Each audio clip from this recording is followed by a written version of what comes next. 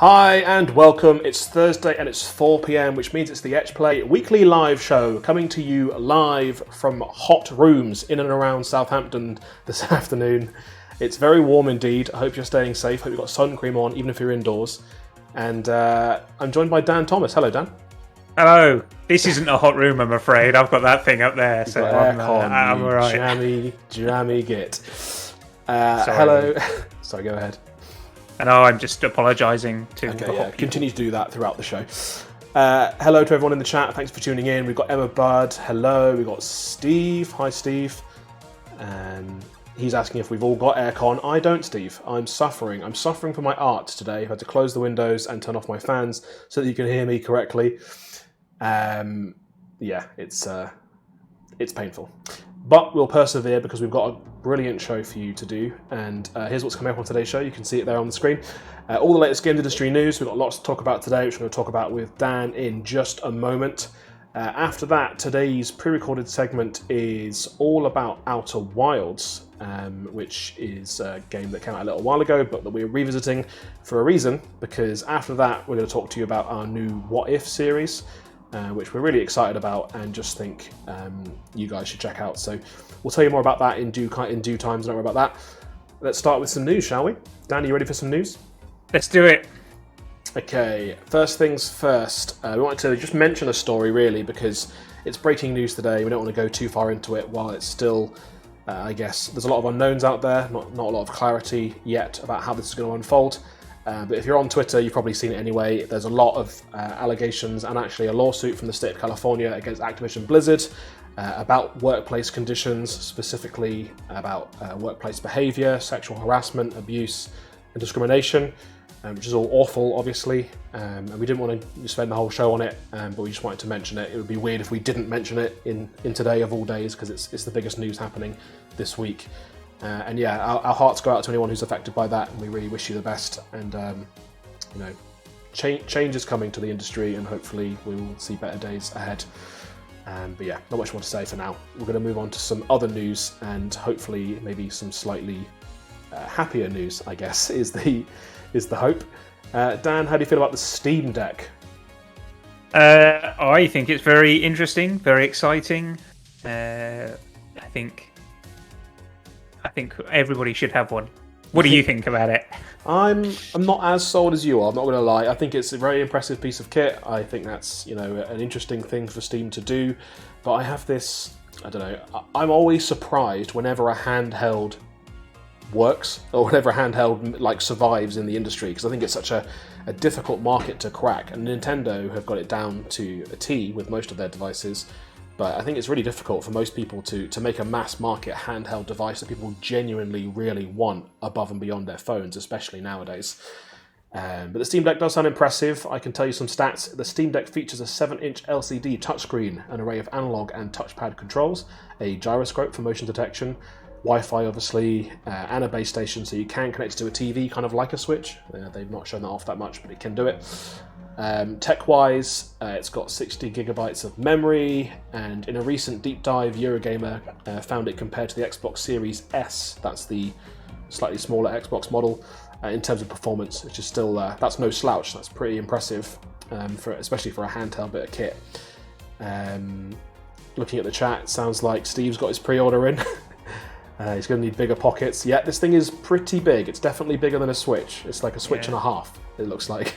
Quite heavy as well.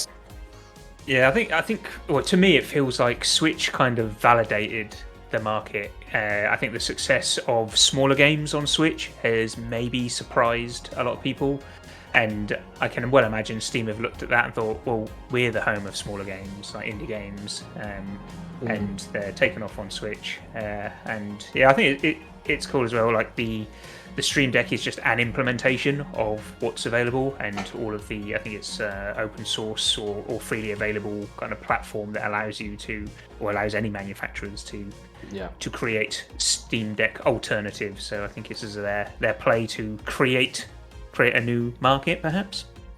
Do you think if the Switch didn't have Nintendo games, it would survive? Yes, I suspect it would. Interesting. But I think that's been a pleasant surprise for everybody is the success of indie titles on Switch. Yeah. There's a few variants available, I should say. So you can get this in a 64 gigabyte version if you're a crazy person who wants zero memory in your console, or you're planning to expand it with an SD card, or you can pay a little bit more and get an SSD in there, either a 256 or a 512 gigabyte. That sounds sensible to me. If I was buying one, I'd definitely be getting the SSD option. Let us know in the chat, Steve, which one you got. I won't mock you if you got the small one. It's fine. You already did. Hello in the chat to Tony. Thanks for joining us. Appreciate you tuning in and being here when you could be at the beach, because it's incredibly hot today. Our next news story is about Ubisoft, and we talked about the leak of this a little while ago, but now it's official. Ubisoft has unveiled XDefiant, which is a contender for worst video game name of the year, which is a first-person shooter 6v6, and as previously reported, it brings in factions from across the Tom Clancy universe, including Ghost Recon, The Division, and Splinter Cell. Bit of a mixed reaction online. A lot of Splinter Cell fans really just want a new Splinter Cell, and they're not interested in anything else. There's not been one of those for a while. And I think the so-called punk rock tone that they talk about in their reveal video is a little jarring maybe for some Tom Clancy purists.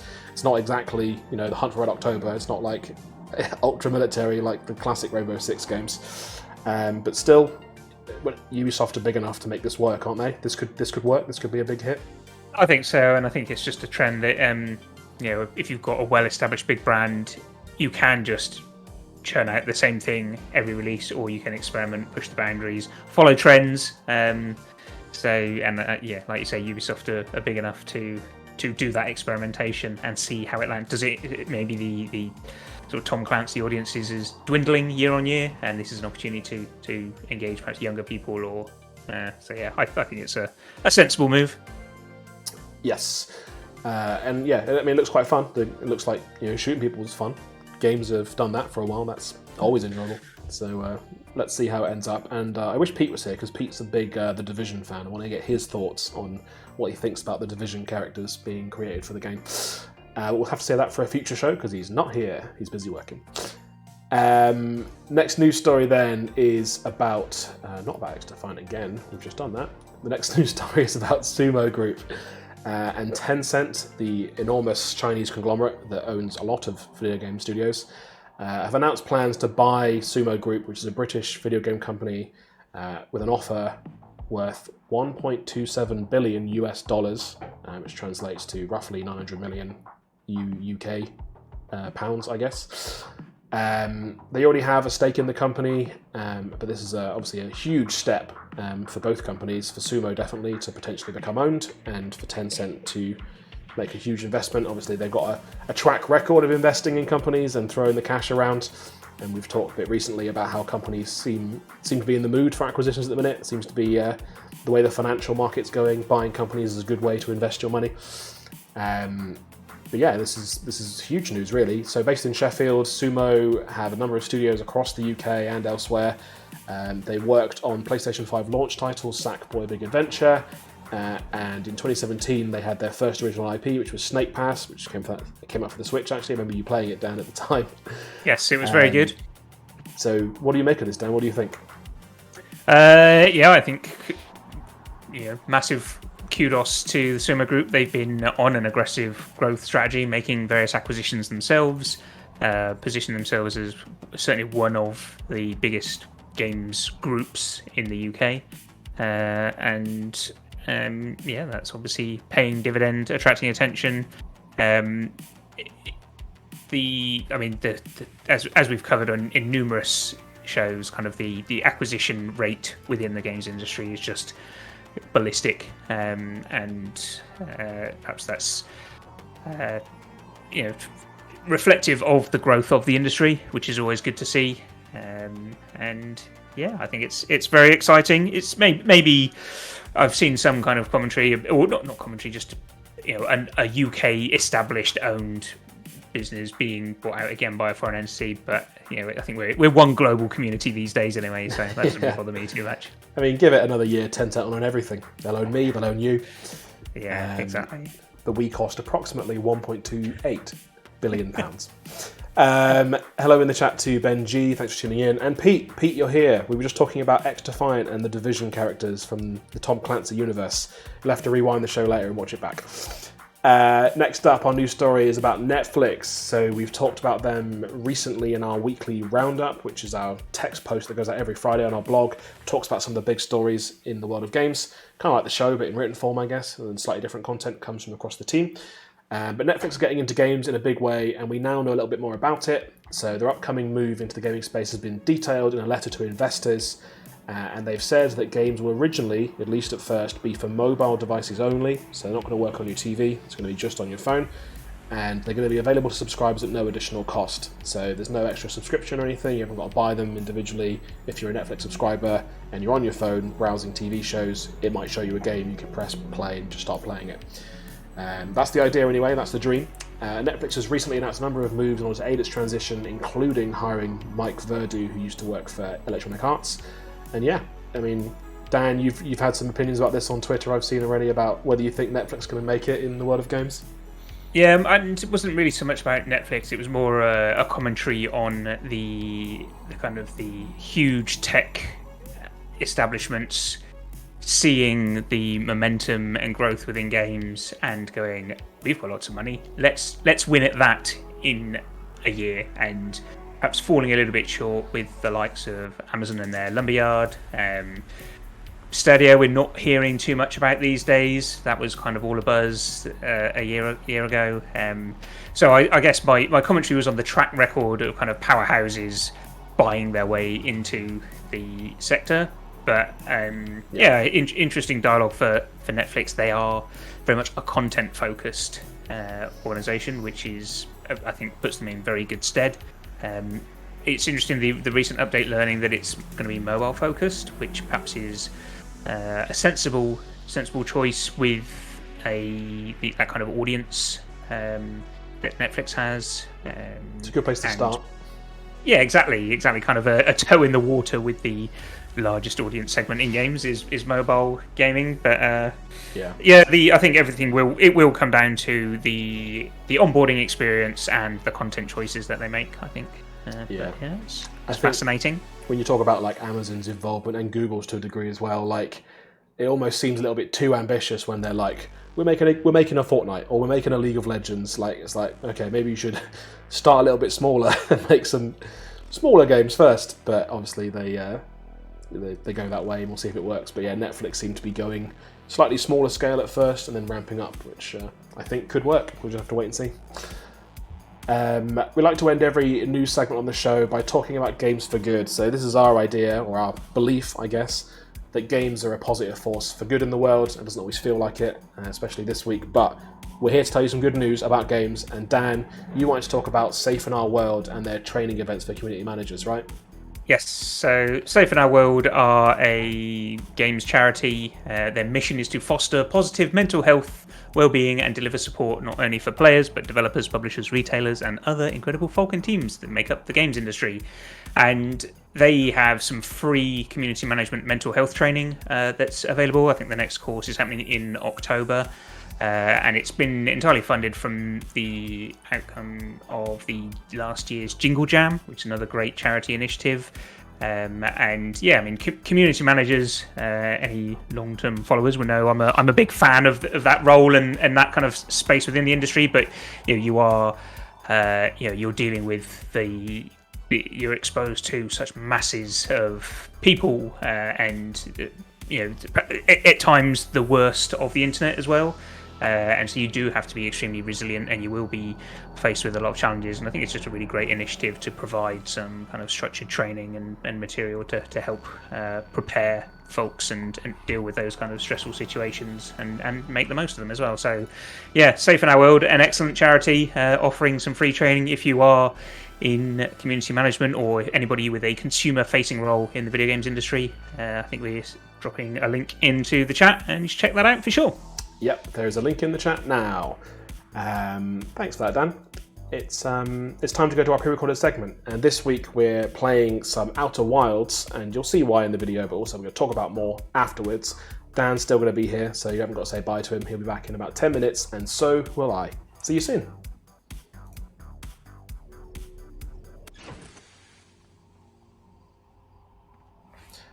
Hey, welcome to the Etch Play video with me, Adam Burt, and with the man himself, Dan Thomas. Dan, thanks for joining me. Hello, thank you for having me. That's quite all right. Today we're looking at Outer Wilds, one of the best games of the last few years. If you allow me to say that, am I allowed to have that opinion on the show? I would definitely allow it. I completely agree. Absolutely brilliant game. So today we're kind of celebrating, I guess, because we're launching a new series on our blog called What If? And it's where we take essentially games that we haven't done work for, but that we'd like to work for, and talk about hypothetically the things that we would do. And what you're looking at here is the ship log in the game, which is a really vital part of the Outer Wilds experience. It's where you keep track of all the clues that you get and all the kind of information that the game doles out to you as you work through the game, which is important for a variety of reasons we'll talk about shortly. And if you go to our blog today, what you'll find is our new series, What If, which starts with our idea of what if you could access this on your phone. So what if Outer Wilds extended to your mobile device, and you could browse these rumours, you could explore this information on a second screen, either in your own time or at the same time as you're playing the game. This game is critically acclaimed. It's BAFTA winning, and according to many, the best game of 2019. So if you've not played it before, you are missing out. I would also say that the joy of Outer Wilds is in the discovery, so if you haven't played it and you don't want to be spoiled, I would probably just avoid this video altogether. Thanks for watching, but maybe go play it first, then come back later. And yeah, let's get into some Outer Wilds, shall we? Very cool. And I absolutely agree about the discovery and the when you first start playing the Outer Wilds, I think it's fair to say a lot of people will feel very lost and very confused, thinking you're not understanding, but you just kind of need to unearth what's going on and what you need to do. Yeah. So I guess the core of the game is that you got this simulation, really. It's a full physical simulation of a small solar system, complete with a sun and several planets. And all the planets have these kind of unique characteristics. They've all got their own kind of quirks or things you need to be aware of when you land on them. And I think we're going to go to a planet called Brittle Hollow, which is over here. And this is a planet which is basically collapsing. There's a volcanic moon. There's a black hole in the centre you can fall into, which you definitely don't want to do. And I fall into hundreds of times. But yeah, this is where we're going, and there's a variety of planets in the game, all very interesting to explore. This is the one we're going to focus on for now. And I guess one of the overriding things, Dan, I don't know if you felt this as well when you play Outer Wilds, is like space is scary. Like so many things in space just want to kill you. Yes, it is very scary, and it's also outside the boundaries of normal gravitational rules, and up isn't always up, and there's a lot to throw you off, isn't there? Yeah. So you've got complete control over this sandbox. You've got your spaceship. You can fly to whichever planet you want to. You can explore them in your own order. And what you're really doing is uncovering, I guess, ruins of an ancient civilization and trying to solve a mystery. And the mystery is, and this is seriously your last warning if you've not played the game before and you don't want to, if you want to go in completely blind, turn off now. You keep dying every 22 minutes when the sun goes supernova, but you're stuck in a time loop, kind of a Groundhog Day style time loop, and you keep coming back to life, and you're trying to figure out what's going on, essentially. Do you like Brittle Hollow, Dan? Is this one of your favourite planets, or is it one of your least favourite planets? I found it one of the most frustrating yet most satisfying. I seem to kind of having a lot of I see moments with regards to the story and the investigation that you're doing, but also a lot of oh no, because it's a brittle planet. I mean, yeah, if I get through this video without falling into the black hole, it'll be a miracle. So you've got this kind of like structure here. So the solar system's not really inhabited much. Like your species starts on a planet called Timberhearth, and a few of them have explored some of the planets, so you do occasionally see another person. But by and large, these planets are uninhabited, apart from the ruins of the old world, I guess, which is one of the mysteries that you're trying to uncover. And I just think it's fascinating. Like you see it right now. Like the solar system's just there. It's all rendered. It's all behaving in the way that it physically should. As an example, you mentioned about kind of your peers, that a few of which have travelled or explored this space. Just a little detail that I love about this solar system that is active and rotating around itself. If you can listen, you've got like a telescope that you can hear through, and if you point it at a planet, you can hear each of these travellers. They play an instrument. And if you point it at them on the planet they're on, you can hear the music that they're playing. So it might be somebody playing the drums or somebody playing a guitar or whatever it is. And what's really satisfying is when they line up and they're all playing the same song. Just little details like that I found really charming.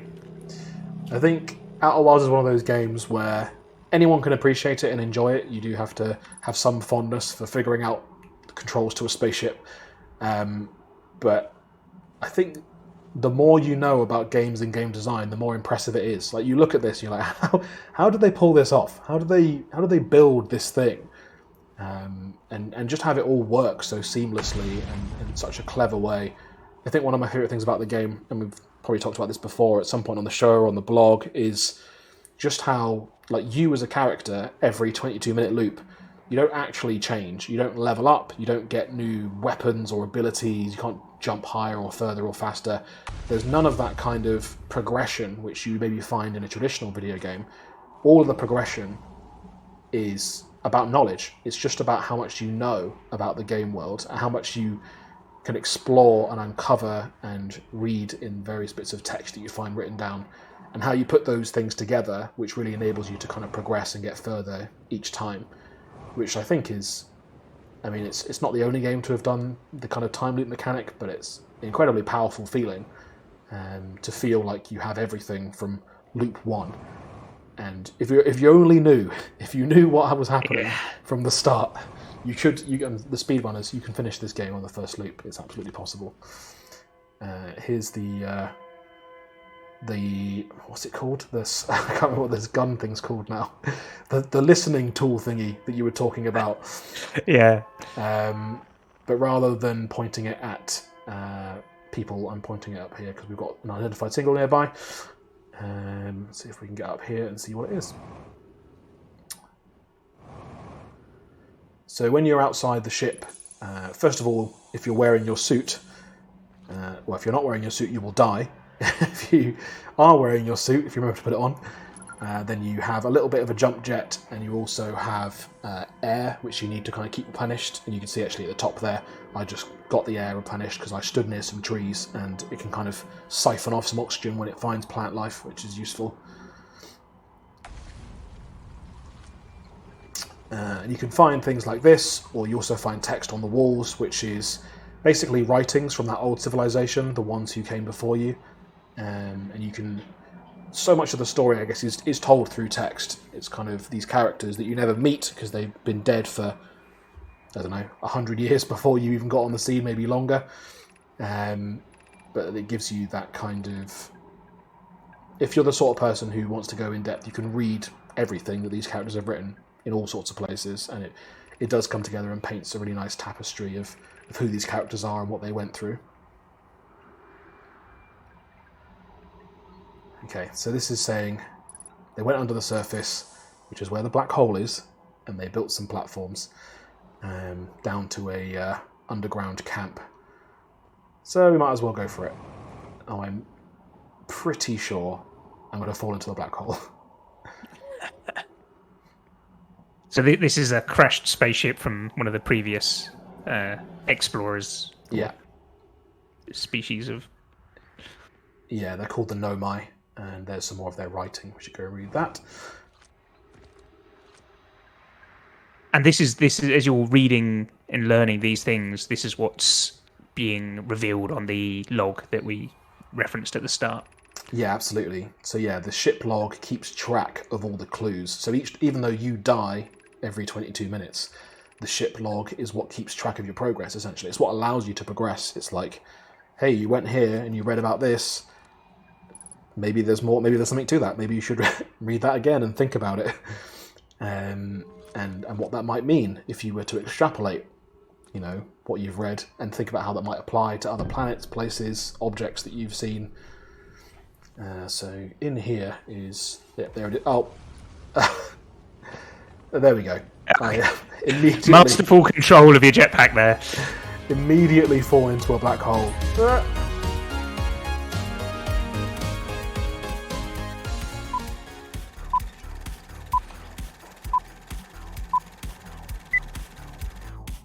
Hi, we're back, and that countdown wasn't supposed to happen because it's part 2 of the show. I'm joined again by Dan Thomas. How's it going, Dan?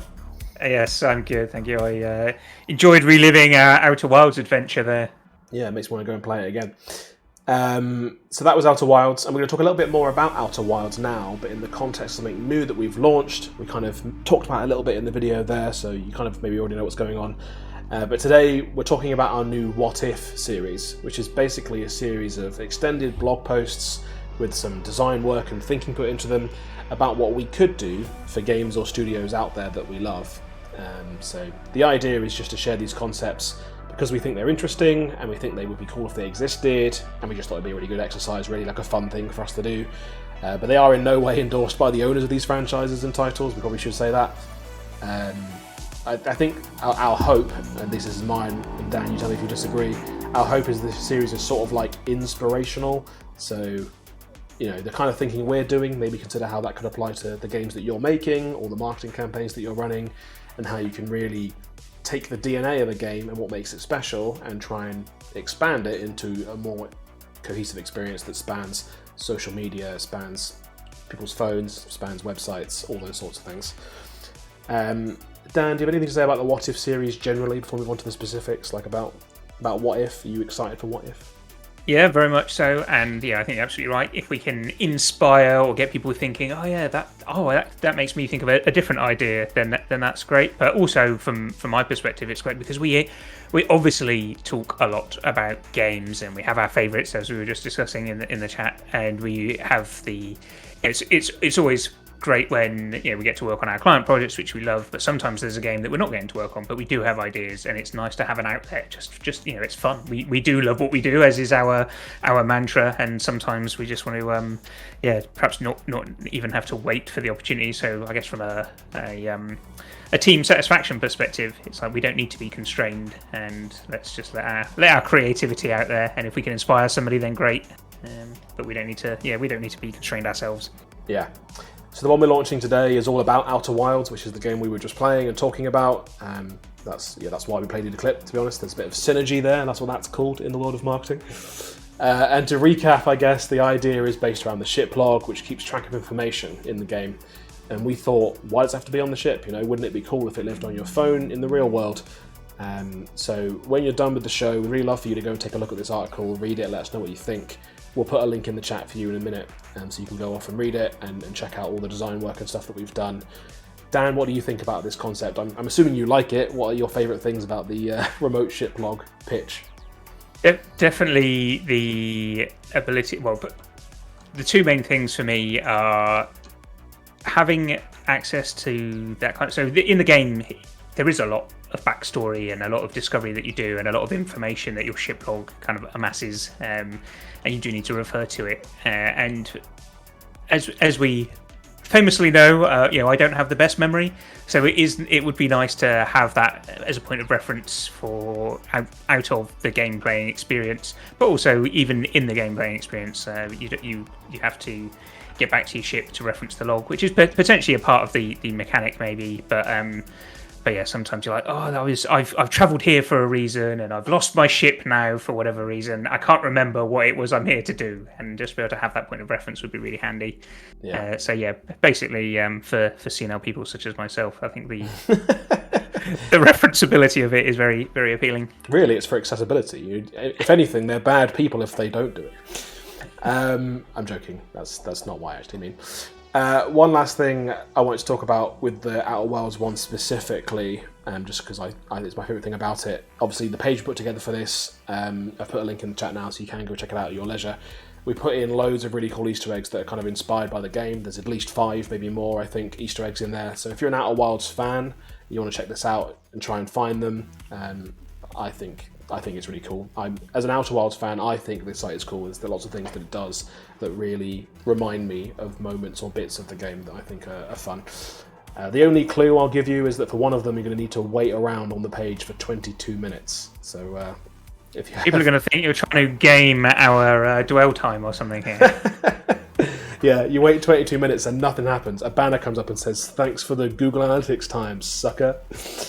Now I've hit my KPIs. No, it's not that, but you'll have to try it to find out, won't you? If you want to spare half an hour, give it a go. We'll be doing more what ifs in the future, of course. So, what can people kind of expect in the coming months? Do you reckon, Dan? What do you think we're going to see from this series? Yeah, I mean, certainly the lack of constraint is an appealing part of it. So, yeah, I think we'll be doing varying ideas of ambition, shall we say? Some of it will be realistic, some of it will be maybe completely unrealistic, which is the beauty you get with this kind of thing. We don't need to worry about things like budgets and timelines and availability. We can come up with all sorts of crazy ideas. So yeah, definitely going to be pushing our creative boundaries. And we've obviously got a lot of favourite games as well, don't we? So expect some familiar and maybe less popular titles to be considered. I never worry about budget anyway. That's my problem, isn't it? Yeah, so I'm working on one with somebody else in the team now, and I don't want to spoil what it is or give it away. But what I will say is that the one we're working on is potentially going to be really stylish. I think visually, the next one or the one after, whenever it ends up coming out, could be quite a sight. Could be a really cool website to check out. So I'm excited to see more. And I think the one from your perspective. From your perspective, Adam, what you've obviously been heavily involved in the Outer Wilds one. What do you enjoy about this? I told you about the Easter eggs, right? No, I think there's a certain creativity, and I think creativity is a really intrinsic part of what we do in a way that a lot of people maybe don't realise. You know, you think about somebody who's going to make you a website or make you some social ads or a marketing campaign, and there are aspects of that maybe that you think are creative, but I think as a whole it's quite a creative endeavour. So there's something quite fun about exercising that creative muscle, I guess, and getting to play around with things that are maybe a little bit outside the realms of possibility, but also just really helps you to, you know, stay on that kind of creative groove that you get into when you're working sometimes and have the inspiration to do things. And who knows what will happen with this one. You know, we don't know if, you know, Mobius might just say, "Can you take that off the internet, please? You don't know us," which is fine. We'll do that. If you're watching Mobius, just let me know. But they might also be into it. They might say, "Hey, that's a really good idea. Let's talk about doing something like that for our next game, or even for this game." Or other studios out there might be like, "Well, actually, my game has a similar concept, and I think something like that could be really good for us." And you know, whether they do that with us or not, I think the important thing is that sharing of creativity. It's the idea of, like, you know, the ideas can be cool, ideas can be fun. Let's share them. You know, it doesn't have to be a secretive thing. It doesn't have to be something that we just doodle on a napkin and then throw away or keep to ourselves forever, waiting for the right opportunity. I think we're more open than that. So yeah, it's been a fun thing to put together, and yeah, I got to be heavily involved in this one as well, and hopefully be involved in a few more before we're done. That's basically everything for this week. Thank you for tuning in. We really appreciate your time. I've mentioned it a couple of times, but it's incredibly hot here in the UK. So if you're in the UK, you're watching, we really appreciate you being cooped up indoors watching us when you could be outside drowning yourself in Calippo ice lollies. Next week on the show, Dan, what are we doing next week? Ben Joy's back on the show next week, and I think we've got a special guest, right? Yes, are we allowed to announce that? We probably won't announce it because we need to finalise details, but we're aiming to have a special guest on, which is always nice to get rid of our ugly faces and dulcet tones and get a fresh perspective. Yeah. So, but yeah, we'll be sharing more details on that soon. Okay, we'll come back next week for our mystery special guest, who won't be a mystery by that point. Yeah, like I say, thanks for tuning in. If you're watching us on Twitch now and you liked the show, you liked any part of the show, you want to tune in next time, make sure you're following us. It's the best way to make sure you don't miss an episode. You can press the purple button. It's like underneath us now. It's down there somewhere in the corner. When you press that, Twitch will just let you know when we go live, so you can watch this, you can watch our other streams. We do some other streams now during the week as well. Or if you're watching us on YouTube, which is like our catch-up service, like iPlayer for Etch Play, that's okay as well. But just make sure you're subscribed to our YouTube channel, and that way you won't miss an episode in that form either. Dan, thank you for joining me. Thank you, Adam. It's been a pleasure. As always, it has been a pleasure. And I'm Adam Burt, and we'll see you next week, same time, same place, right here on Twitch at 4 p.m. Goodbye.